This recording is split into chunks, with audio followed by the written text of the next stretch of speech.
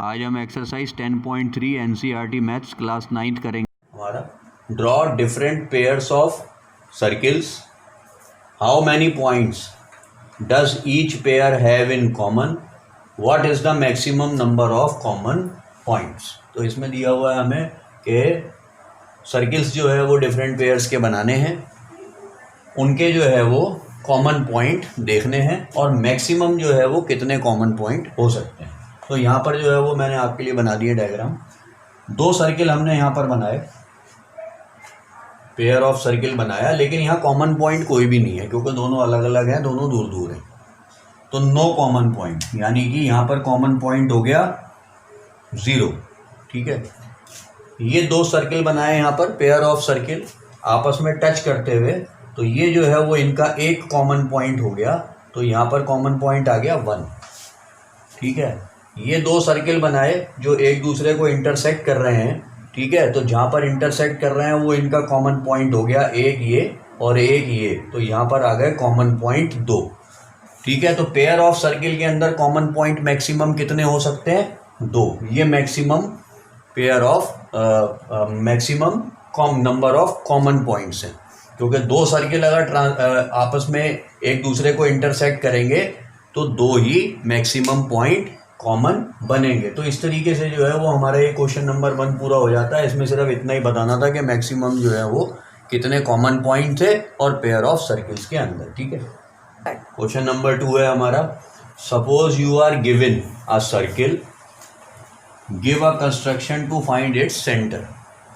अब इस क्वेश्चन का मतलब ये है कि अगर आपको एक सर्किल दिया हुआ है और आपको उसका सेंटर नहीं पता, तो कैसे आप उसका सेंटर फाइंड आउट करोगे। उसके लिए कंस्ट्रक्शन के जो है वो कुछ पॉइंट्स हैं जो मैं आपको बताता हूँ। तो सबसे पहला काम हम क्या करेंगे, सबसे पहला पॉइंट जो हम इसके लिए करेंगे वो ये होगा, ड्रॉ 2 इक्वल कॉर्ड्स। सबसे पहले हम 2 इक्वल कॉर्ड्स बनाएंगे। ठीक है, वो कैसे बनेंगी, कंपास में पेंसिल लगाया, ले लिया। अब इस पर मैं कंपास तो चला नहीं सकता, लेकिन मैं सिर्फ करके बता देता हूँ आपको। आप लोग जो है वो इसको कॉपी पे कर सकते हैं। इतना जो है वो हमने कंपास खोल लिया, या जितना भी लिया, और लेने के बाद इसको ऐसे रख दिया यहाँ पे,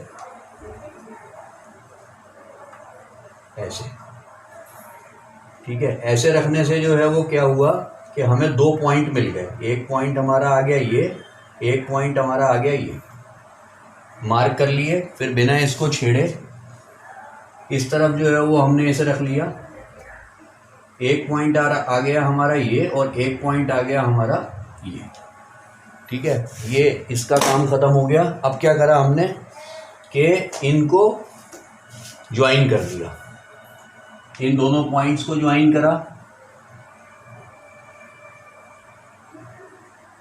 तो ये कॉर्ड बन गई, इन दोनों पॉइंट्स को ज्वाइन करा तो ये कॉर्ड बन गई। ये 2 इक्वल कॉर्ड्स जो हैं वो इस तरीके से आप पहले कंस्ट्रक्ट करें, बनाएं। उसके बाद क्या करेंगे, सेकंड पॉइंट पे draw perpendicular bisectors of chords. Chords का परपेंडिकुलर बाइसेक्टर बनाना है। अब परपेंडिकुलर बाइसेक्टर कैसे बनता है, परपेंडिकुलर बाइसेक्टर बनेगा आपका जब हम किसी भी कॉर्ड को या किसी भी लाइन को आधे से ज़्यादा जो है वो उसका नाप लेंगे। सपोज इसको मैं यहाँ रखता हूँ, यहाँ रखने के बाद आधे से ज़्यादा जो है वो इसका यहाँ आ रहा है, तो एक आर्क मैं यहाँ लगाऊंगा, ऐसे करके एक आर्क जो है वो मैं यहाँ लगाऊंगा, ऐसे करके। फिर उसके बाद इसको पलट के मैंने यहाँ रखना है, ये इसको यहाँ काटेगा, ऐसे करके इसको मैं बढ़ा लूँगा। ये यहाँ रखेंगे, ये यहाँ काटेगा, ऐसे करके इसको मैं बढ़ा लूँगा और इसे मैं मिला दूँगा, तो ये इसका परपेंडिकुलर बाइसेक्टर हो जाएगा। इसी तरीके से जो है वो यहाँ पर आपका ये आ जाएगा इधर, ये आ जाएगा इधर, वो आ जाएगा यहाँ पर और वो आ जाएगा यहाँ पर, तो इसका परपेंडिकुलर बाइसेक्टर बन जाएगा। अब ये परपेंडिकुलर बाइसेक्टर बन के इधर जाएगा, ये परपेंडिकुलर बाइसेक्टर आपका बन के इधर जाएगा। ये साइड सीधी लाइन नहीं हो रही क्योंकि इस पर कंपास नहीं चला सकता, सिर्फ आपको बता सकता हूँ, आप कॉपी पे प्रैक्टिस कर लें इसकी। सीधी जब लाइन यहाँ से निकल के जाएगी इस परपेंडिकुलर बाइसेक्टर की, और सीधी लाइन इस परपेंडिकुलर बाइसेक्टर की निकल के जाएगी, तो जहाँ पर वो आपस में एक दूसरे को काटेंगी वो इस सर्किल का सेंटर होगा, जिसे हम ओ कह देंगे। तो इस तरीके से जो है वो कंस्ट्रक्ट करके हमें जो है ये सर्किल का सेंटर मिलेगा। फिर से बता देता हूँ आपको, दो इक्वल कॉर्ड्स जो हैं वो आप कंपास से बना लें। इक्वल कॉर्ड्स बनाने के बाद उनका परपेंडिकुलर बाइसेक्टर बना दें। जहाँ पर उनका परपेंडिकुलर बाइसेक्टर एक दूसरे को काटेगा वो उस सर्किल का सेंटर होगा। तो ये हमारा क्वेश्चन जो है वो इस तरीके से पूरा होता है। ये हमारा if two circles intersect at 2 points prove that their centers lie on the perpendicular bisector of the common chord। ठीक है, तो यहाँ पर जो है वो दो सर्किल इंटरसेक्ट कर रहे हैं 2 points पर, ए और बी पर।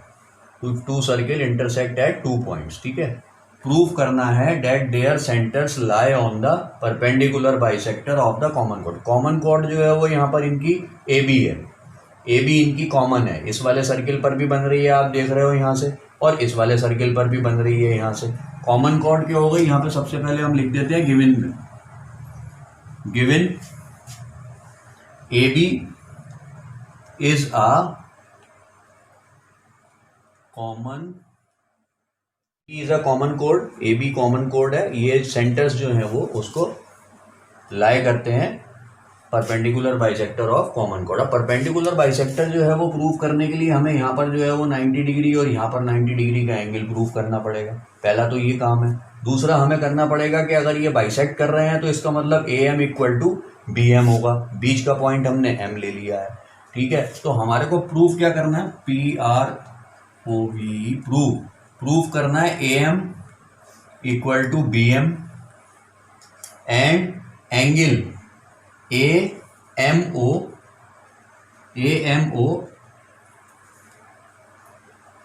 Equal to angle B M O, both of 90 degree. ये 90 डिग्री प्रूव होंगे तभी ये परपेंडिकुलर माना जाएगा। ठीक है, क्योंकि जब ये गिरेगा तो यहाँ पर 90 डिग्री के एंगल्स बनाएगा। तो प्रूफ में हमारे ये दो चीज़ें हो गई, और गिवन में हमारे कॉमन कॉर्ड ए बी हो गई। अब सबसे पहले हम क्या करेंगे कि इसके अंदर थोड़ा सा हम कंस्ट्रक्शन करेंगे, इनको ज्वाइन कर लेंगे। पहले ज्वाइन करेंगे ए ओ को, ए ओ को ज्वाइन कर लेंगे हम।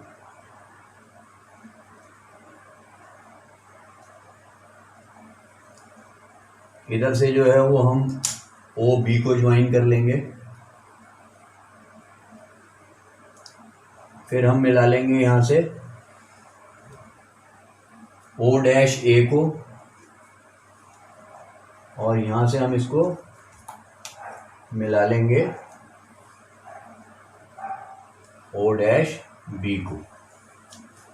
ठीक है, ये हमने जो है वो इनको ज्वाइन कर लिया। सबसे पहले यहाँ पे ज्वाइन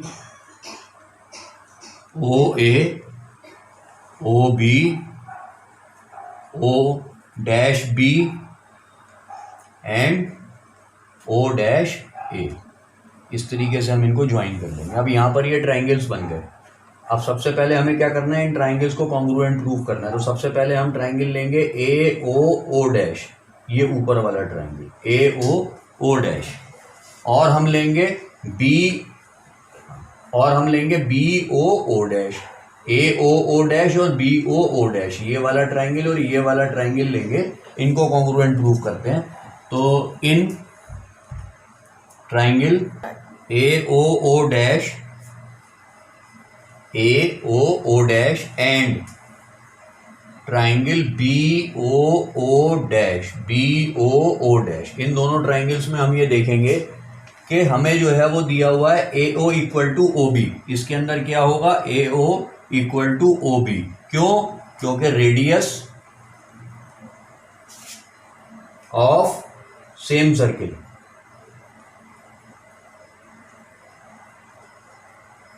ये भी इसकी रेडियस है, इस वाले सर्किल की, और ये भी इसकी रेडियस है इस वाले सर्किल की, तो रेडियस हमेशा सेम होती है, इसलिए हम लिख देंगे कि O A equal to O B. ठीक है, इसी तरीके से A O dash equal to B O dash. अब ये भी जो है वो हमारी रेडियस ऑफ सेम सर्किल आ जाएंगी। तो ये दो चीज़ें तो हमें ऐसे मिल गई। अब तीसरी चीज़ जो हमें दी हुई है वो ये दी हुई है कि ये दोनों जो है वो ट्राइंगल कौन सी बेस पे बन रहे हैं, सेम बेस पे, ओ ओ डैश, यानी कि O O dash equal to O O dash, ये कॉमन हो गई इनके अंदर। O O dash equal to O O dash, ये कॉमन हो गई।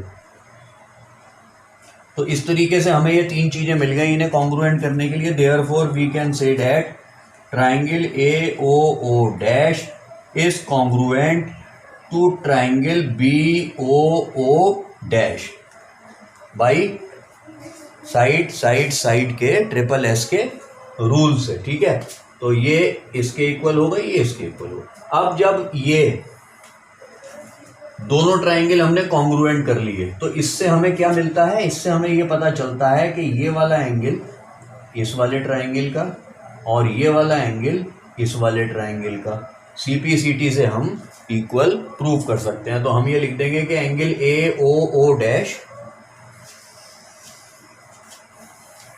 Angle AOO dash equal to angle BOO dash, BOO dash by CPCT।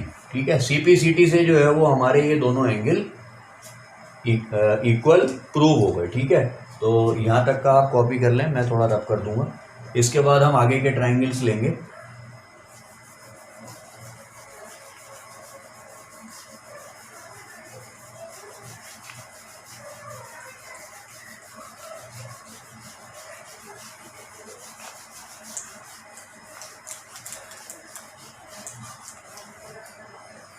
अब इसके बाद हम आ जाएंगे छोटे ट्राइंगल्स पर। छोटे ट्राइंगल्स कौन से हो गए हमारे, अब हम लेंगे AMO और BMO। In triangle AMO and triangle BMO। ठीक है, यहां पर अब हम क्या करेंगे कि AMO और BMO को हम कॉन्ग्रुएंट करने के लिए क्या करेंगे, इसमें हम लिख सकते हैं OA equal to OB, OA equal to OB। Radius of same circle, radius of same circle में OA और OB इक्वल है। इन ट्राइंगल्स की बात कर रहा हूं मैं, AOM ये वाला छोटा और ये वाला छोटा। ठीक है, इसके बाद OM equal to OM, angle देख लेंगे AOM, angle AOM equal to angle BOM। ये अभी जो है वो हमने करा है प्रूव्ड अबव। अबव का मतलब CPCT से, CPCT से अभी हमने ये दोनों ट्राइंगल एंगल प्रूव करें, क्योंकि AOO डैश और BOO डैश जो हमने CPCT से अभी प्रूव करे थे वो AOM भी हो जाएंगे, वो BOM भी हो जाएंगे। तो इसलिए जो है वो ये दोनों भी इक्वली माने जाएंगे। तो ये प्रूव्ड अबव में आ गया। उसके बाद तीसरी चीज है OM इक्वल टू OM, क्योंकि दोनों ट्राइंगल की जो है वो लाइन है कॉमन है, तो OM इक्वल टू OM ये आ जाएगी कॉमन। तो यहाँ पर हमें एक साइड मिल गई, एक एंगल और एक साइड मिल गया, तो हम ये कह सकते हैं कि triangle AMO is congruent to triangle BMO by SAS। ये SAS से जो है वो दोनों ट्राइंगल कॉन्ग्रुएंट हो गए। अब जब ये SAS से दोनों ट्राइंगल कॉन्ग्रुएंट हो गए तो हम ये कह सकते हैं कि AM equal to BM by CPCT। तो हम ये कह सकते हैं therefore AM equal to BM by CPCT। तो ये हमारा जो एक प्रूफ करने वाला पार्ट था AM इक्वल टू BM, वो अब पूरा हो गया इन दोनों ट्राइंगल के कॉन्ग्रुएंट प्रूफ होने पर। अब हमें क्या और प्रूफ करना है, हमें एक चीज और प्रूव करनी है, और वो करनी है हमें यहाँ पर इसको परपेंडिकुलर के रूप में 90 डिग्री और 90 डिग्री के एंगल।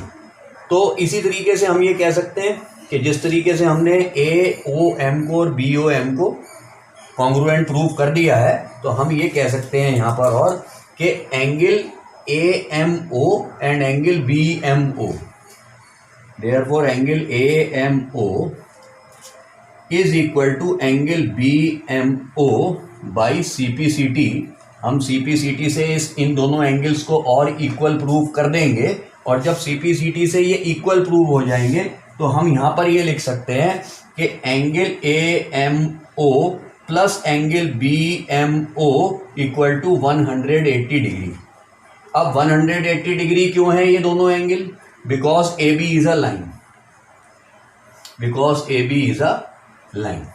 AB लाइन है, ये वाली AB एक स्ट्रेट लाइन है, और इस पर जो है वो BMO बन रहा है और AMO बन रहा है। स्ट्रेट लाइन पर कोई भी एंगल बनते हैं अगर दो, तो वो 180 के इक्वल होते हैं स्ट्रेट एंगल के रूप में। तो AB एक लाइन है, इसलिए AMO प्लस BMO 180 हो गया। अब AMO और BMO को ही हम जो है वो इक्वल प्रूव कर चुके हैं बाई CPCT से। जब AMO BMO के इक्वल है तो हम BMO की जगह AMO भी लिख सकते हैं। Therefore angle AMO plus angle AMO equal to 180 degree. जब AMO यहाँ पर आ गया तो मैं अब यहाँ करके दिखा देता हूँ आपको। नीचे यहाँ पर आ गया आपका 2AMO इक्वल टू 180 डिग्री, और AMO angle AMO equal to 180 divided by 2 यानी कि 90 degree. Angle AMO equal to 90 degree.